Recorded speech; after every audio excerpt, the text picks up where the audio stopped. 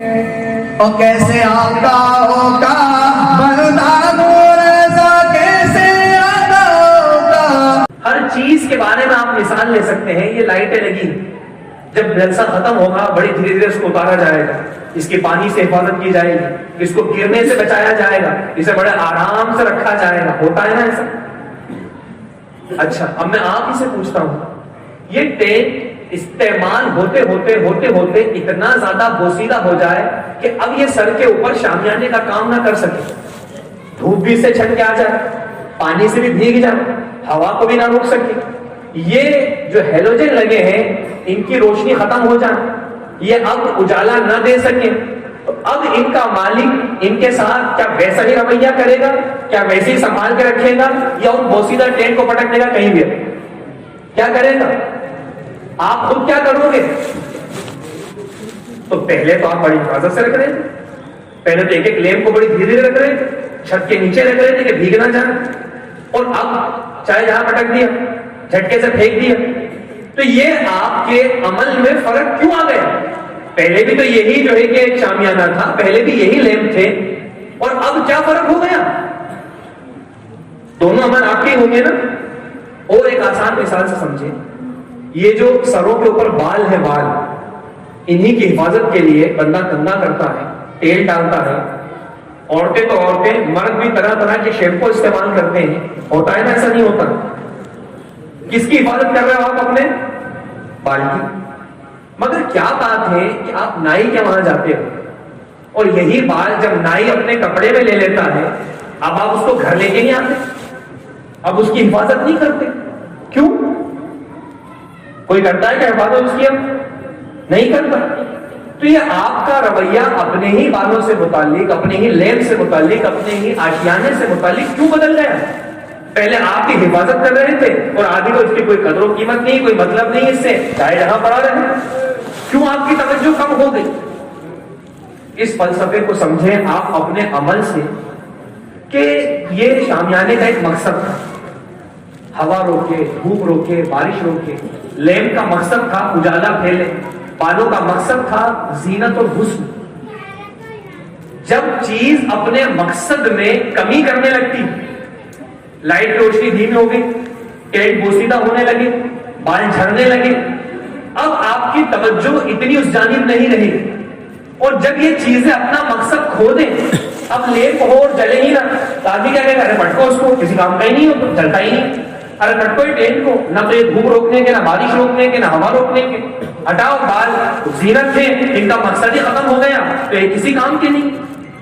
تو اپنے عمل سے ایک دستور ہم سمجھیں کہ ہم بھی کسی چیز کی اس وقت تک حفاظت کرتے ہیں، اس وقت تک اس کی طرف توجہ کرتے ہیں جب تک وہ اپنے مقصد پر قائم رہتی ہے.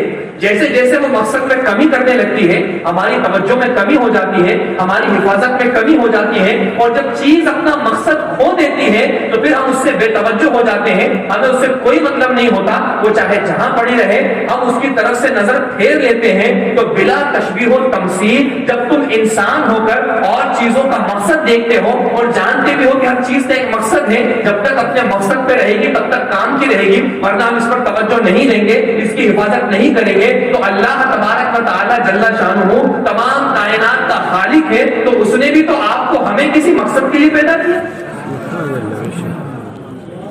بے جان بال کا ایک مقصد، آشیانوں کا ٹینٹ کا ایک مقصد، لیمپ کا مائک کا ایک مقصد، اور انسان جیسی مخلوق، اشرف مخلوقات کیا یوں ہی پیدا ہو گئے؟ کیا بے مقصد کے پیدا ہو گئے؟ کیا ہم یوں آئے کہ بس آ گئے، کھاؤ پیو، بچے پیدا کرو، بوڑھے ہو، مر جاؤ؟ کیا اس لیے ہم پیدا کیے گئے؟ تو میرے عزیز، اللہ جل شانہ نے کسی بھی چیز کو یوں ہی پیدا نہیں فرمایا، اس حکیم کی حکمتیں ہیں اس میں. تو انسان تو اشرف مخلوقات ہے، تو بے شک جس طرح سے اور چیزوں کی پیدائش کا مقصد ہے، تو ہماری پیدائش کا بھی ایک مقصد ہے. اور قرآن مجید، قرآن حمید نے ارشاد فرمایا وَمَا خَلَقْتُ الْجِنَّ وَالْإِنسَ إِلَّا لِيَعْبُدُونِ، کہ ہم نے جنات اور انسانوں کو اپنی عبادت کے لیے پیدا فرمایا. اب ہم خود اپنے اوپر غور کر لیں اور اپنے اس رویے پہ غور کریں کہ جب ہم نے کسی چیز کو اس کے مقصد میں کم ہوتے ہوئے دیکھا، ہماری توجہ بڑھی، اس نے اپنے مقصد کو کھویا، اب ہم نے ہٹا لیا، اس کو پڑے رہنے دیا. تو اللہ نے تمہیں اپنی عبادت کے لیے پیدا کیا.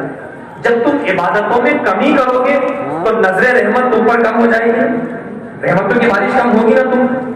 اور جب تم بالکل اپنے مقصد میں نل ہو کے رہ جاؤ گے, مقصد سے ایک دم دور ہو کے رہ جاؤ گے, تو جس طرح سے تم کسی چیز کو اس کے مقصد سے ہٹ جانے کے بعد اب حفاظت نہیں کرتے, اب توجہ نہیں کرتے, تو اللہ جل شانہ کی رحمتیں بھی جب ہم نے اپنے مقصد میں کمی کی ہم سے دور ہو گئی. ورنہ رحمت وہی, فرشتے آج بھی فوج لے کر آ جائیں, بزرگان دین کا فیضان آج بھی نگاہوں کے سامنے موجود ہو, مگر پہلے کے جو حضرات وہ چاہے بدر میں ہو, احد میں ہو, اور مقامات پر ہو, جس طرح سے تائیدہ ربانی ان کی غیبی مدد فرماتی تھی, جس طرح سے آسمان سے فرشتوں کی فوجیں ان کی مدد کے لیے آ جاتی تھی, تو فوج تو آج بھی تیار ہے. اللہ رب العالمین کی قدرت کاملہ تو آج بھی موجود ہے, مگر فرق یہ ہو گیا کہ وہ ہمارے اسلاف, صحابہ, تابعین, بزرگان دین, اولیاء اللہ اپنے مقصدوں پہ قائم تھے, اللہ کی رحمتیں جھماجھم برستی تھی, ہم نے اپنے مقصد کو چھوڑ دیا تو اللہ کی رحمتوں نے ہم سے منہ موڑ دیا.